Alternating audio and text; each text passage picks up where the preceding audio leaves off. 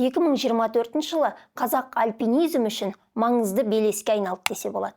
Өйткені мыңдаған адам армандаған шыңға шыққан қазақтың саны 7-ге жетті. Қазақстанда альпинизм 80 жыл бұрын дамый бастады десек, Гималай таулары төбесіне шыққан қазақтың саны аз дейміз бе, көп дейміз бе? Қазақ альпинизмінің тарихына аты жазылған Анар Бурашева бұл қауіпті саяхатқа қандай мақсатпен аттанды?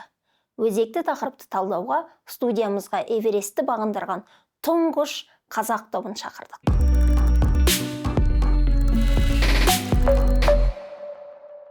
Студиямызға қош келдіңіздер. Алдымен осы Эверестке шығудағы дайындық туралы сөйлессек. Қалай дайындалдыңыздар? Көбінесе біз өзіміздің тауларымызда жүрдік, техникалық жақты бағындырып, және осы февральда біз Килиманджароға бар келдік, өзіміздің сезімізді ұғу үшін. Өйткені 6000-дай Килиманджаро, сол Альмир екемізге ол бірінші 6000-дық болған.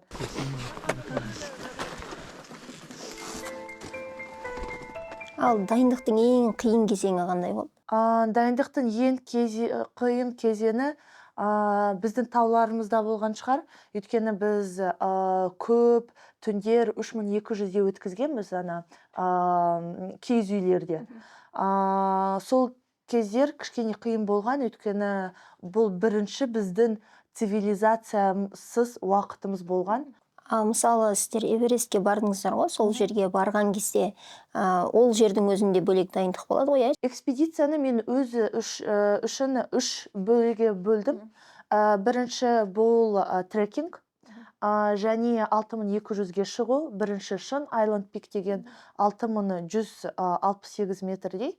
Екінші бұл бірінші акклиматационный шығу, 7000-ға дейін жету, және қайтадан базовый лагерьға келу. Және үшінші шыңға шығу. Сондықтан ең қиын жағы акклиматизационный жақ болды, өйткені сол кезде сен өз-өзіңді жеңу керексің. Өте қиын. Бас ауырады, бас ауырмаса басқа жер ауырады. Сол ең қиындығы шыңға шығу емес, сол акклиматизацияны өту, менің ойымша. Идти тяжело, но терпимо. Но прогноз погоды сегодня, конечно, такой. Мне кажется, возможно, это хорошая тренировка, потому что приходится идти сквозь ветер. Честно говоря, вот там где-то меня чуть-чуть сдувало, и мне приходилось коситься в сторону. Альмирда ол ұйықтамайын кетті. Маған өте қиын болды. Өйткені ана жақта ауа жеткіліксіз. Сондықтан жүрек басқаша көбірек соғатта, мен ұйықтай алмадым. Мысалы, қазір менде пульс 80 болса, ал мен ұйықтар алдында 115, 117. Сондықтан мен тәулігіне 3 сағат ұйықтайтынмын.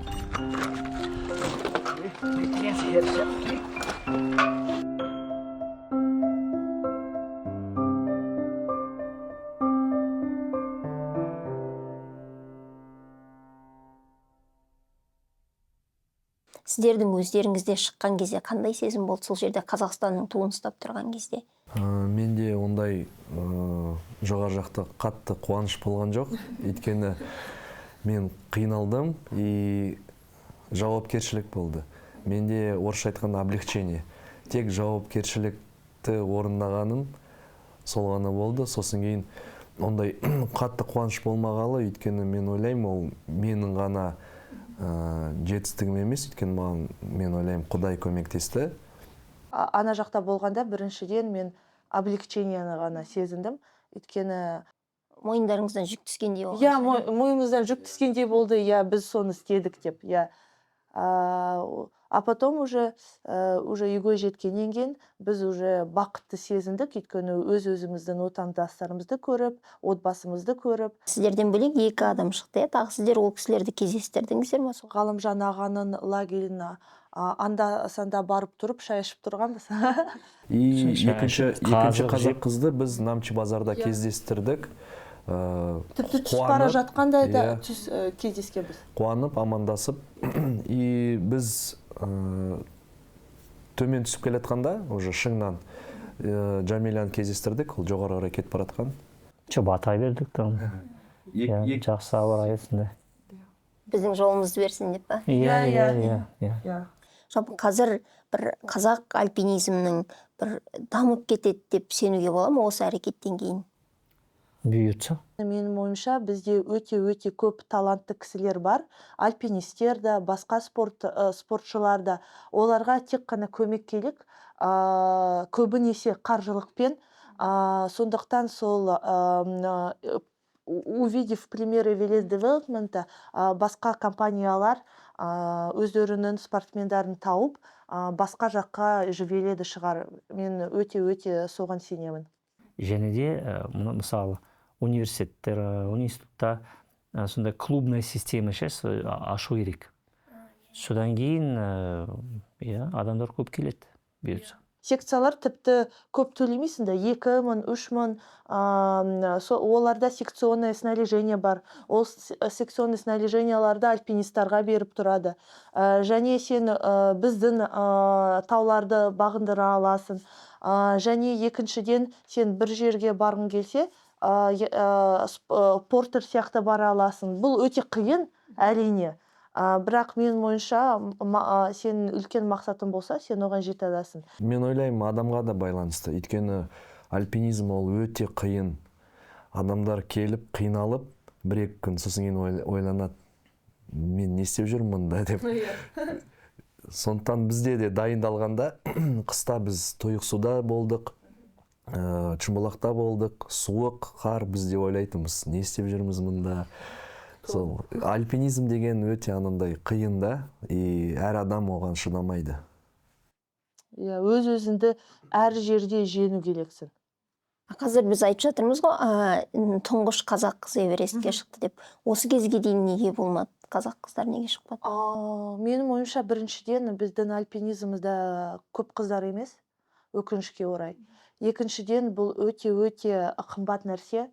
Сондықтан альпинист болу керексің. Екіншіден, сенде Қаражат бөліну керек. Қаражат бөліну керек. Спонсорлар ма, өзінің қаражатын ба. Мысалы, біздің экспедиция $40,000 болды. Бір адамға. Бір адамға, бірақ тағы да снаряжение алу керексің. Және тренировочный процесс қымбат. Мен ойымша, сол бұл екі үлкен мәселе. Көбінесе Қазақстанда әйелдерге ставят какие-то границы, шектеулерді. Біріншіден сен отбасында болу керексің, балаларды туу керексің. Бұл өте керемет, бірақ әйелдер могут развивать те же профессии, как и мужчины, и участвовать в тех же профессиях. Но, к сожалению, из-за каких-то наших ограничений, которые могут быть в менталитете, их не так много встретишь в альпинизме. Ситуация меняется, и каждый год появляется все больше казахстанских женщин в альпинизме. И хочется, чтобы эта тенденция сохранялась. Потому что, если смотреть в советское время, мне кажется, 10% только были девушки, да, на самом деле? 5%. Даже 5%. Қазір мен көріп тұрғанда көбейлеп бара жатыр. Сондықтан 10% болады шығар, 10-15. Мен үшін бұл үлкен өзгеріс. Өйткені менің балаларым, қыздар болса, будут уже чувствовать себя лучше в этой среде. Алина, ну что, сегодня было очень тяжко или просто тяжко? Было тяжко. Ну, просто я, наверное, ночь нормально не спал. И, может, поэтому было для меня очень тяжко. Қазақстанды айтсақ, бізде қазақтар да енді таумен қызығып жатыр. Оның алдында қазақ ер жігіттер де аз болған, мысалы. Мысалы, Альмир ол 4-ші қазақ Эверестте. Иә. Бірінші Уалиев, Қазбек Шакимұлы, содан кейін мен, және де Сабырбаев бар, и және де Альмир. Даже базовый лагерьде біз болғанда, біздің экспедицияда 2 ғана қыз болған, 2-3 қыз. Қалғандары бәрі жігіттер. И бізде бірінші экспедиция қазақ ұлтынан. біріншіден толықты қазақ ұлтынан. Өйткені оға дейін тіпті Қазақстанның экспедицияларында қазақтар болған жоқ. Сол айтып отырмын, иә, қазақ ұлтынан қазақтар енді қызығып жатыр таумен. Сонда бізде 5 қазақ ер азаматы және 2 қыз бар да, иә, қазақ. 7 қазақ қана Эверестке шыққан, иә? Ғалымжан аға ол 5-ші. 5-ші, иә. Неге біз тауға енді қызығып жатырмыз бұл спортқа? Қымбат. Қымбат, сосын кейін енді жұмыс істеу керек қой. Ол альпинизмде ондай көп қаражат жоқ. Сондықтан мен ойлаймын, адамдар оған қатты қызықпайды. А советское время, может быть, даже выбор не падал на казахских альпинистов. Бүкіл орыстар болды. Мен мысалы біздің құрама командасы мен жалғыз қазақпын болдым.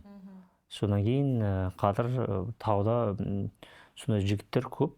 Тауда кездестірмейсің былай көп қазақтарды. Бірақ пандемиядан кейін адамдар түсінген шығар енді табиғат. Иә, бірақ ол кроссовкамен, джинсамен барады. Иә. Пиктарға. Шай ішіп, қазы жеп, қайтады ол.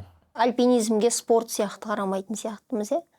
Бұл бір демалыс сияқты қарайды да. Бұны бір спорттың бір түрі деп Альпинизм, есептемейді. мен ойлаймын, демалыс емес, ол тек Ол ультрамарафондан да қиын. Кемту!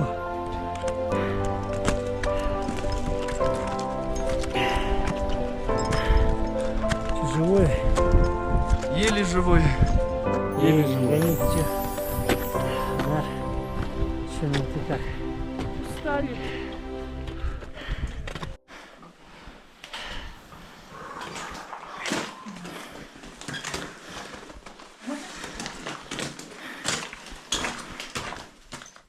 Бірақ білмеймін, кісілер білмейтін шығар, альпинизм не деген, бұл туризм емес. Бірақ қазір кісілер біле бастады.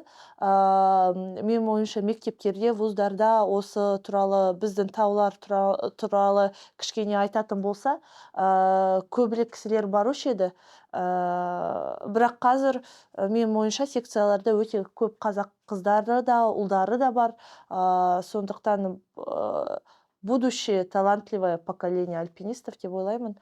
Негізі мүмкіндік бәрі бар ғой, Алматының жан-жағында кез келген тауға барып. Бізде ерекше мүмкіндігіміз бар, өйткені біз мысалы 4000-ға барып келеміз. Сондықтан біз лагерьде өзімізді ерекше сезінгенбіз, өйткені